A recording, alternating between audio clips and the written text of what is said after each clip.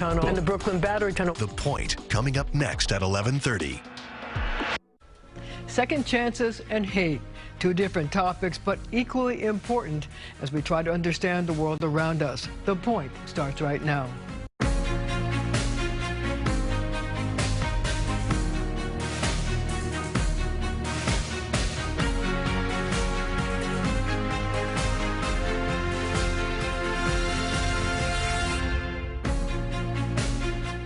My first guest is Jim McGreevey, the former governor of New Jersey with a master's in divinity degree, who's seeking a second chance in the world of politics, running for mayor of Jersey City. So I am very thrilled to have you here, but you know, running for mayor of Jersey City is not a slam dunk. You already have several people who want the job, including the Hudson County Commissioner Bill O'Day, who's already announced. So why are you putting yourself back in the political arena again? Marcia, I think it's an interesting time for the life of Jersey City. You've had so much growth and development downtown, but clearly there are parts of the city that are underutilized, parts of the city, candidly, that need the right strategic investment from the development community, provided it's balanced, it's affordable. And then the other area is property taxes. Property taxes have skyrocketed. In fact, between 21 to 22, Jersey City had the highest increase in property taxes in the state. So that for families who have lived there for generations, you know, if you ask them, yes, you know, the value of your property has gone up, but if the only way they can get that property, that value is by selling their property, well, that clearly undoes. So it's responsible governance, it's responsible, safe and clean streets, it's making sure our educational systems work. I mean, we see a lot of families moving in, and as soon as their children reach 3rd or 4th or 5th grade, they pick up and they move to the suburbs. But there are a lot of families that can't afford to do that. So you want good, high-quality schools. If you're going to have a great city, you have to have good schools.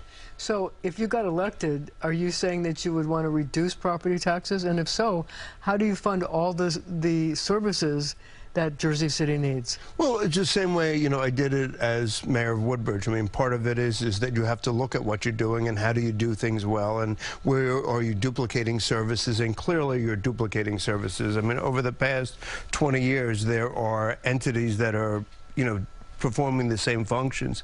And so you also want to look to work with the state, whether the State Economic Development Authority or state funding or state support for education. So I think part of it is, as a former mayor, as a former governor, you bring all these tools to the forefront to make sure that Jersey City is positioned. And it's important. You know, I focus, because of what I do with reentry, on lower income persons, people that are struggling. But a realtor told me the other day that she showed an apartment, a 2-bedroom apartment, Jersey City, and these folks were looking from New York, and the property taxes, Marcia, were $34,000 a year. For an apartment? Excuse me, for a condominium. And so $34,000 a year, that becomes prohibitive. And so what happens when the price point between New York and New Jersey is identical, you'll lose that competitive advantage. And so as mayor, you want to make sure that Jersey City is competitive for the next generation of development, whether it's affordable housing, workforce development housing, which is so important. My jaw is dropping at $34,000 for a condominium. Yep. 2-bedroom condominium? Yeah, that was the taxes that this realtor shared with me. And so what happens is you know, whether it's the senior citizen who owns their home off of JFK or the person who's moving from New York, if property taxes are so high, you create a competitive disadvantage such that folks from New York are not coming, or people don't want to move into Jersey City.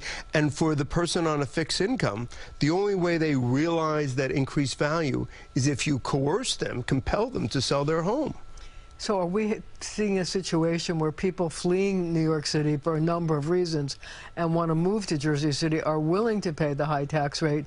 And is that driving out people who've lived there for a long time, older citizens, et cetera, who just are taxed out of the ability to afford their homes? I think that happens in part, but in this particular case, it was it was Hudson River View, so it wasn't an older building, but that does happen when people, but the point is, if property taxes continue to grow unabated, it has a negative impact across the board, whether it's for high income, middle income, low income, workforce development families. You know, I'm laughing because I'm having a sense of deja vu while I'm talking to you, because I remember when you ran for governor, and what was the big issue? Taxes and car insurance. Taxes and car insurance. And we did something in terms of, you know, rebates and car insurance, and we restructured the model. But taxes are always the issue. Taxes are always an issue, but we also have to look at, you know, the scope, you know, education. And so education, we have a budget, an educational budget that's like literally $1 billion. And so when you're looking at a budget that large and you're looking at the punitive impact on property taxes, you have to think to yourself, how can we improve basics? And so that's what I'm concerned about, is early childhood literacy, third grade literacy coaching. You know, people, if people saw high-performing school districts throughout, I think they would have confidence that this is a worthwhile investment.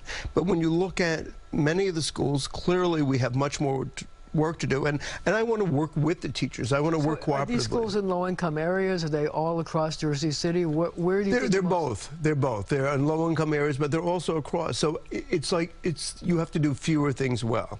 And so if a child isn't age-appropriate literate when he or she's in third grade, it's basically over, because by the time they go to fourth grade, they need increased reading for math, for science, for English, and for history. And so we have to focus on third grade literacy intensely, because, you know, doing what I do every day, we read from the book of Psalms, and we see that there are persons that are unable to read. In fact, most of our folks that come to the Reentry Corporation have a 6th grade reading level, and their mathematics scores are about a grade higher, 7th grade, 7.3. So it's about doing basics, focusing on third grade literacy, and saying to that family, if you buy a home in Jersey City, we're going to provide excellence in education so that when that child reaches, you know, middle school, you're not compelled, you're not coerced to leave. So I'm just curious if, in order to achieve this, you need to have, you know, pre-K and 3K classes that will help give people a leg up, give kids a leg up in terms of reading. Yeah, no, that you have to have a primary focus, whether it's in your libraries, in your schools, and your support on literacy, and then you have a lot of parents that want to have great schools. I mean, whether their children are suffering from disabilities, or their children are in third grade, fourth grade, fifth grade, you have to make sure those middle school years, where so many children lose their competitive advantage, you reverse that dynamic. But the first point is property taxes. The second point is safe and clean streets. I mean, like, you know, you have so much development, and sometimes I come in and I'm rerouted to a different area, and so that chaos. And then this is my own pet peeve: motorbikes, unlicensed motorbikes that are zigging and zagging. Of course. Oh, the bike lobby is not going to like you. Well, no, I'm not talking about bicycles. I'm talking about motorbikes that license them. License them. You have to have order. Okay, I have to ask you a question. You're starting really early. The election is until November 2025. Why so early? Well, part of it was Mayor Fulop. He was interested in pursuing. He declared his intention to run for governor. So it created a vacuum. And so part of that is getting out, talking to people, listening to people, enjoying people, and saying, look, you know, I was mayor for 10 years. I love municipal government, but it's about somebody who makes it work. And at the end of the day, whether your street is clean, whether it's plowed, whether it's paved, whether your children are getting a good education, and controlling the exponential increase in property tax. At the end of the day, if you can't afford to live in a city, it's game over. So you've already picked up, in the short time you've been a candidate, some major endorsements. Luna, the labor union, has also endorsed you. You picked up the Hudson County Commissioner, the Hudson County Executive-elect. Sure. Is that going to scare other people from running? No, it probably won't, nor should it. But I think what's important is to have a robust conversation that, you know, Jersey City is not only downtown, Jersey City is Greenville and Lafayette, it's the Heights. And so the point is, you want to make this the best city. And so it's about doing the basics well. And I think that's my focus, is to be financially responsible and to make sure things work and work well for the citizens. spoken as somebody who actually grew up in Jersey City. Well, moved out when I was young, but yeah, but I mean, the point is my parents, my grandparents. So as I say, Marcia, I'm walking down the hill. My grandmother is buried at the cemetery at the end of my block, and Okay, well, we're going to have to leave it right there, but we're going to be right back with Rabbi Joseph Potasnik. He joins Jim McGreevey and me to talk about negativity and the troubling rise in intolerance.